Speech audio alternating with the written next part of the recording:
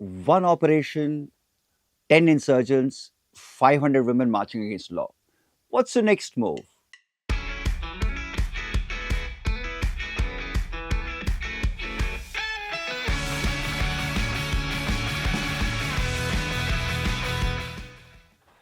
Before I discuss today's case study, let me just elaborate on the connection between case studies and current events. This is something a lot of students have been asking me, how to relate current events with case studies.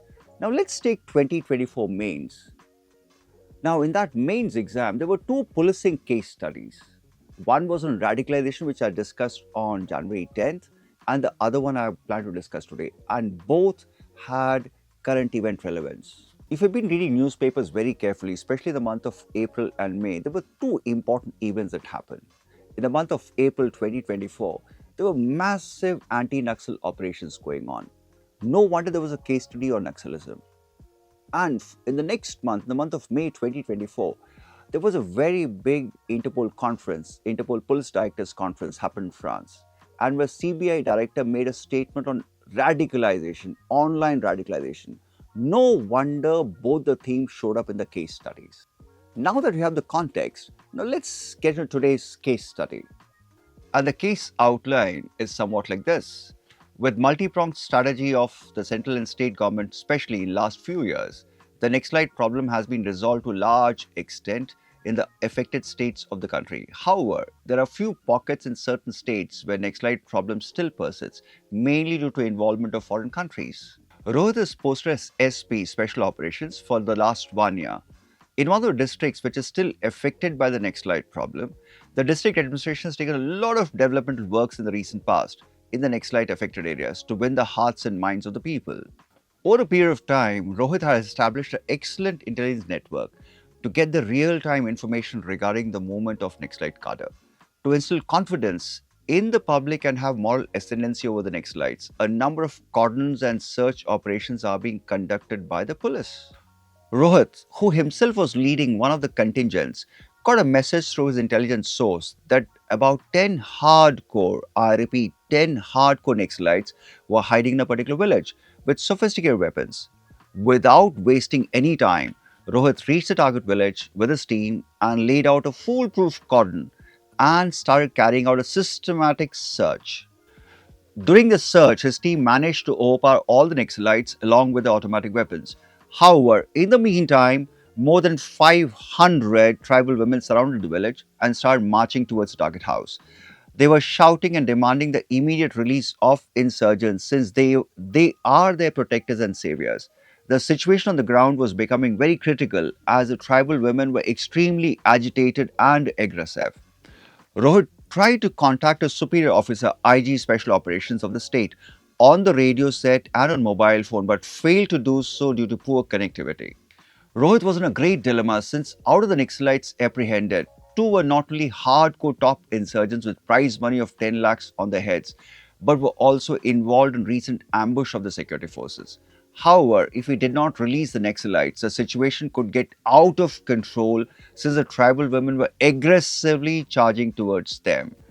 In that case, to control the situation, Rohit might have to resort to firing, which may lead to valuable loss of lives of civilians and would further complicate the situation. And here are the questions now. What are the options available with Rohit to cope with the situation? Question B. What are the ethical dilemmas being faced by Rohit? Question C. Which of the options do you think would be more appropriate for Rohit to adopt and why? Question D. In the present situation, what are the extra precautionary measures to be taken by the police in dealing with women protesters? Let's come on to the first question.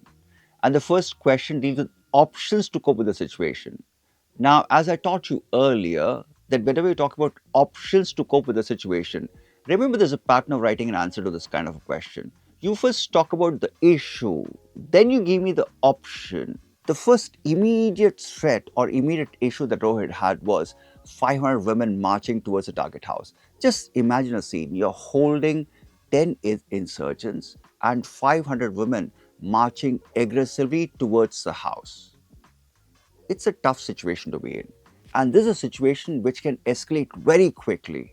As things are escalating, Rohit had only one option left, that is to de escalate the issue. And to de escalate, Rohit can indulge in a dialogue. He can talk to local community leaders. He can talk to responsible people within the village, explain to them about the crimes committed by the Naxalites. The second issue that confronted Rohit was he had two high profile insurgents whom he had detained, and these two were very critical to the ongoing counterinsurgency operations and investigations. Now, Rohit had to find a way to protect them. Losing custody of the detainees is not an option available to Rohit at all. And with 500 women marching towards the house, Rohit had only one option here. He had to secure the perimeter. He had to ensure that he creates a foolproof perimeter which is not breached and wait till reinforcements arrive or the crowd disperses. The other issue that confronted Rohit was poor connectivity. Just imagine 500 women marching towards the house, you have detained 10 insurgents, you need reinforcements, you need directions. In situations like this, where there's a crisis and there's a communication breakdown, what Rohit can do is he can follow pre established contingency protocol. You know, every police body, every police operation has contingency protocols. Rohit can follow that, one. Second, Rohit can also, if he's carrying some satellite communication equipment, probably he can use that. Or probably Rohit can find a way to manually send a message across. He can send a team to the headquarters to get advice and reinforcement. The last challenge that Rohit had here was how to manage the women who are aggressively marching towards the house. Because if he uses force, things can escalate very quickly, and using force can lead to civilian casualties.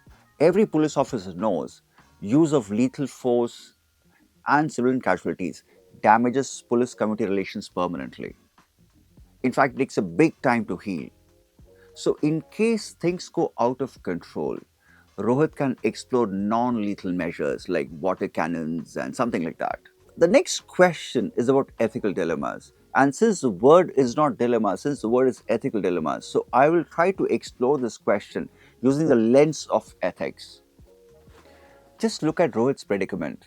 As a police officer, he was responsible, he was duty bound. Yes, canteen ethics. He was duty bound to maintain law and order, apprehend the insurgents, bring them to the court of law. But in order to do that duty, he had to confront women and he had to somehow pacify the women and the villagers who were seeing these insurgents, these lawbreakers, as protectors. Why I said strange situation was why? Because on one side, Rohit was pulled towards his duty. As a police officer, it was his duty to maintain law and order. But on the other side, with villagers, especially women marching, with women aggressively coming towards them, he had to ensure to look at them from a humanitarian perspective also. The next dilemma that Rohit had, next duty dilemma that Rohit had was upholding rule of law or respecting public sentiment.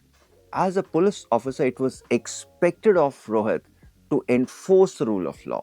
That is, apprehend the insurgents, come what may. It's a very hardline thing to have. On the other side, Rohit had to be careful about public sentiment also because being a police officer, he's a person of the community. He has to ensure that it's harmony in the community, not disharmony. If Rohit was a utilitarian, this is how we look at it. 10 insurgents in the room, 500 women marching towards the house.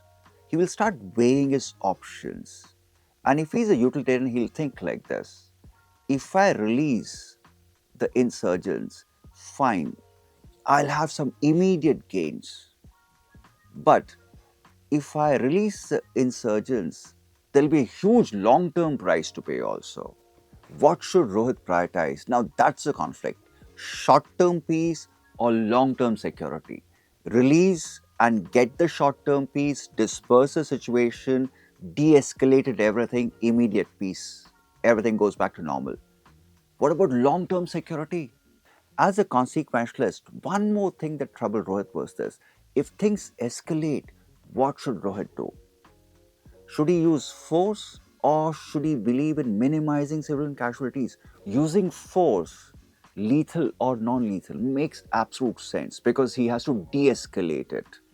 But, but as a police officer, he has to think in terms of minimizing casualties also.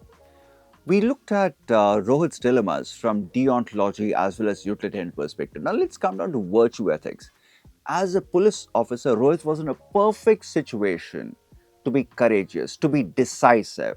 As a police officer in that situation, Rohit was expected to be courageous and courageous enough to take bold decisions. But bold decisions can come at a price. So that's why Rohit had to be prudent also. The next character clash is very interesting. As a professional police officer, he was expected to display professional integrity towards his job. Yes, professional integrity. But on the other side, as a police officer, he had to be sensitive also. He had to be compassionate also. Let's come down to the third question. And the third question focuses on asking you the most appropriate option and why. And if you look at the whole situation that confronts Rohit, he does not have one option. In fact, he has to look at option that gives him immediate control, one, long-term stability, two, and third, it has to be ethically appropriate also. If you're in Rohit's position, what is your immediate concern? Your immediate concern is to de-escalate the issue without harming the long-term security. At the same time, it has to be ethically acceptable. And the only way to do that is to engage in a dialogue. And engaging in the dialogue is the most appropriate immediate option that Rohit has. It not only builds trust, it also involves the local community, and at the same time, there is no use of force.